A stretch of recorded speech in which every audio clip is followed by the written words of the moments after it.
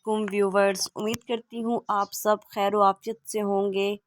आज का हमारा जो टॉपिक है वो है एंजाइम और आज हम डिस्कस करेंगे MT CAT most important MCQs on this topic.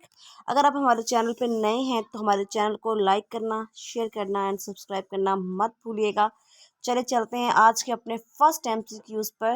which is a powerful protein digesting enzyme and is capable of destroying cell internal structure and produce inactive from the cell।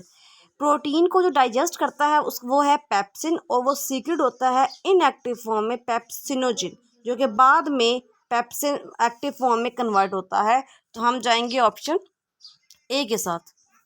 Next हमारे पास है कि enzymes are sensitive to even a minor change in pH, temperature, substrate concentration, just all of these. तो all of these इनमें से कोई भी किसी भी चीज़ में अगर माइनर से भी चेंज आएगा तो एंजाइम जो है वो उनकी जो एक्टिविटी है उस पर अफेक्ट पड़ेगा। नेक्स्ट हमारे पास है जी पेप्सिन इज़ एक्टिवेटेड। पेप्सिन कहाँ एक्टिवेट होता है? तो पेप्सिन जो है वो एक्टिवेट होता है आउटसाइड द सेल। नेक्स्ट हमारे पास है enzyme catalyse biochemical process occurring in the living cell in. जो एंजाइम है वो कैटालाइज करते हैं बायोकेमिकल प्रोसेस, तो वो बहुत very narrow range of temperature. तो हम ये लगाएंगे रूम टेम्परेचर जो है वो 25 डिग्री सेंटीग्रेड होता है, तो वो नहीं है। 37 डिग्री सेंटीग्रेड तकरीबन पे एंजाइम बहुत अच्छा वर्क करता है, तो हम लगाएंगे very narrow range temperature. Strong heat पे भी वो क्या हो जाएगा, वो डी नेचर हो जाएगा और वो इनएक्टिव हो जाएगा। और फ्रीजिंग कोल्ड पे मतलब टेम्परेचर अगर हम कम कर देंगे तो वो इनएक्टिव हो जाएगा। तो हम लगाएंगे option D, very narrow range temperature range. Next हमारे पास है if the cofactor is a non protein like a metallic coin it is refers to as. एक तो वो बता रहा है कि वो नॉन प्रोटीन है, साथ वो ये भी बता रहा है कि मेटालिक कॉइन है, तो इसका मतलब है वो बात कर रहा है एक्टिवेटर की।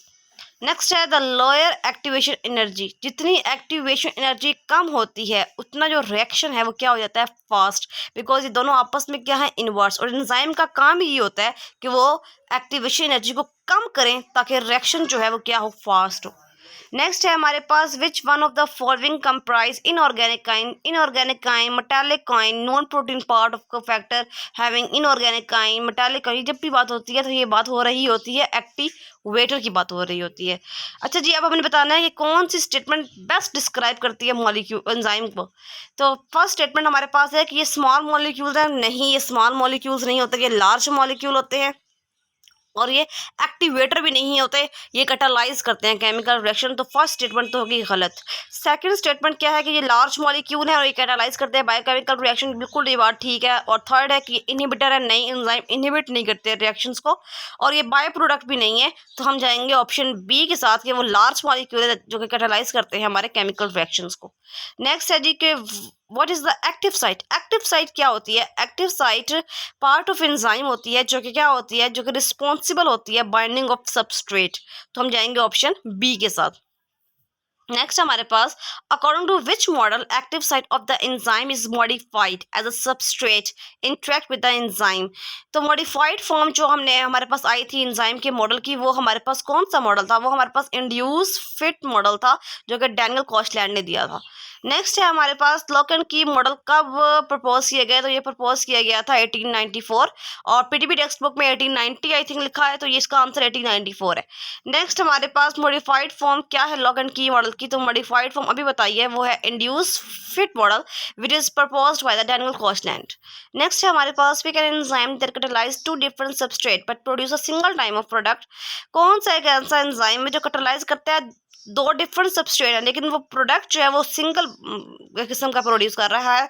तो पेप्सिन नहीं है। पेप्सिन जो है वो क्या करता है, प्रोटीन को कन्वर्ट कर देता है पॉलीपेप्टाइड्स में। डीएनएज नहीं है, कार्बोनिक एनहाइड्रेज नहीं है। दिस इज रिवर्स ट्रांसक्रिप्टेज जो कि आरएनए पे भी एक्ट करता है और डीएनए पे भी। आरएनए को क्या करता है, कन्वर्ट कर देता है डीएनए में, और डीएनए को भी कन्वर्ट करता है डीएनएज में। तो ये हमारे पास जाएगा रिवर्स ट्रांसक्रिप्टेज। नेक्स्ट है जी कि ES complex is converted to product bye.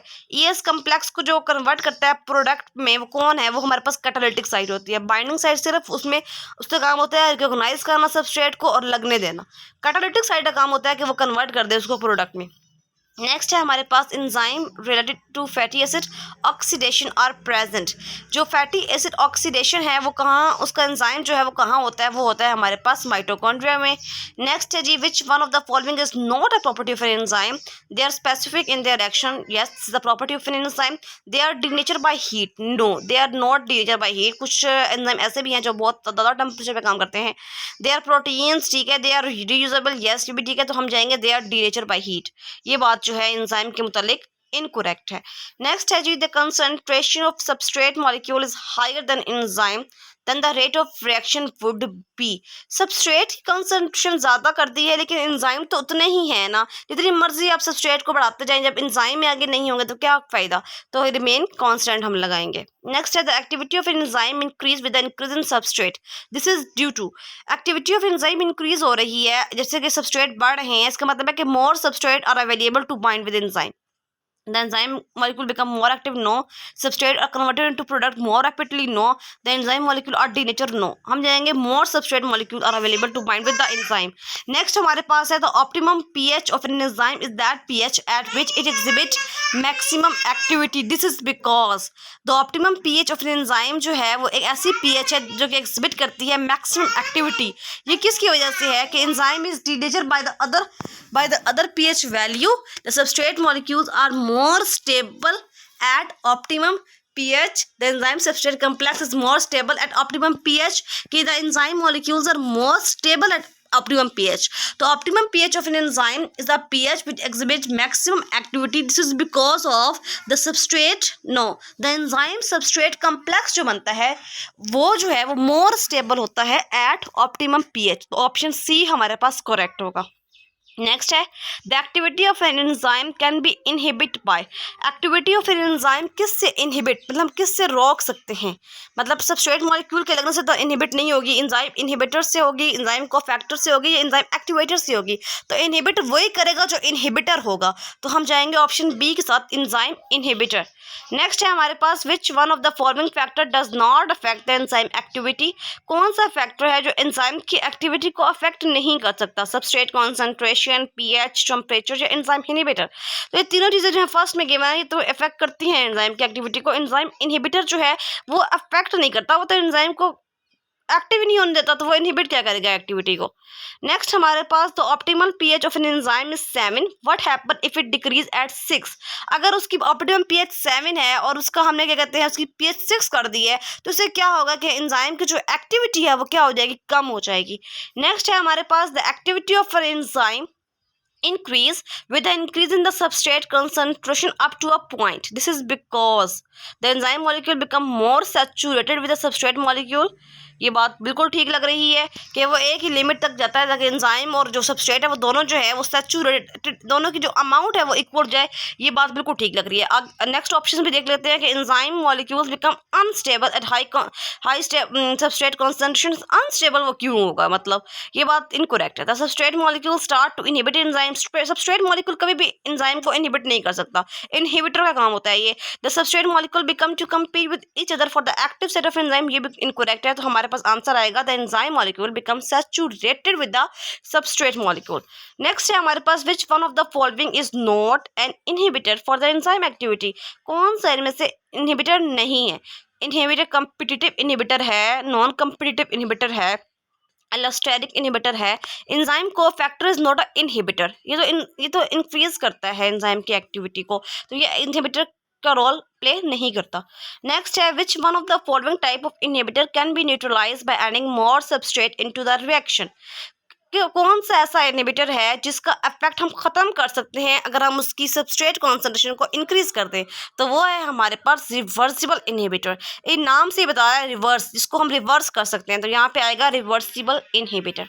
If a molecule can bind another side of the enzyme rather than the true active site, तो इसका मतलब है कि वो कौन सी साइड की बात कर रहा है, वो बात कर रहा है एलोस्टेरिक साइड की, तो option C is the correct. Next है हमारे पास, a student of chemical engineering is mistake in charge of the toxic compound A, which is a potent inhibitor of certain enzyme.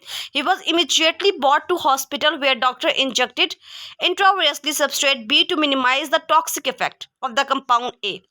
His life was saved from the serious danger. The treatment method should the compound A was a dash inhibitor. क्या हुआ है कि एक बच्चा है, उसने एक enzyme inhibitor ले लिया है जो कि कंपाउंड ए है।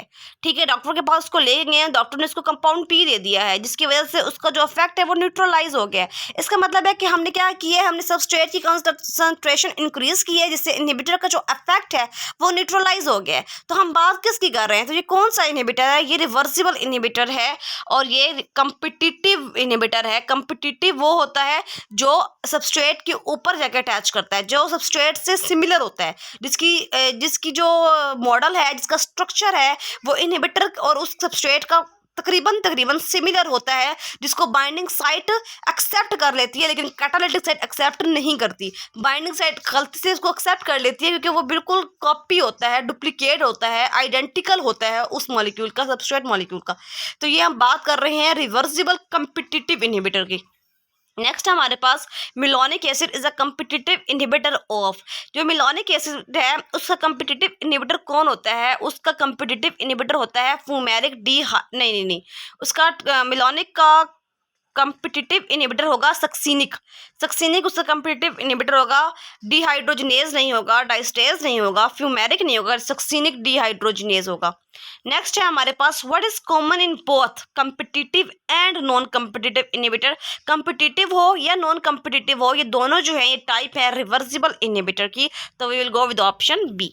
नेक्स्ट है हमारे पास the competitive inhibitor have a structural similarity with. अभी मैंने बताया था जो कम्पिटिटिव इनहिबिटर होता है वो बिल्कुल उसकी जो स्ट्रक्चर होता है वो सिमिलर होता है सबस्ट्रेट का, तभी तो जो एंजाइम की बाइंडिंग साइट है वो उसको सही तरह रिकॉग्नाइज नहीं कर सकती और उसको अटैच कर लेती है, लेकिन कैटालिटिक साइट उसको प्रोडक्ट में कन्वर्ट नहीं करती। तो वो किसका सिमिलर होता है, वो सिमिलरिटी उसकी सिमिलरिटी किसके साथ होती है, उसकी सिमिलरिटी सबस्ट्रेट मॉलिक्यूल के साथ होती है। उम्मीद करती हूँ आज की वीडियो आपको पसंद आई होगी। इस तरह की और वीडियोस देखने के लिए हमारे चैनल के साथ ट्यून रहें और अपना बहुत ख्याल रखें और परेशान मत हों। इंशाल्लाह जो आपके हक़ में बेहतर होगा वही होगा। और अपनी तैयारी को बूस्ट करें और ज़्यादा से ज़्यादा अपनी बुक रीडिंग को स्ट्रॉन्ग करें। बायो में मैक्सिमम आपकी बुक रीडिंग जितनी स्ट्रॉन्ग होती है आप उतनी जल्दी MCQs को क्लिक कर सकते हैं। सही हो गया। और अब इंशाल्लाह नेक्स्ट वीडियो में मुलाकात होगी। तब तक के लिए अपना ख्याल रखें। फ़ी अमानिल्लाह।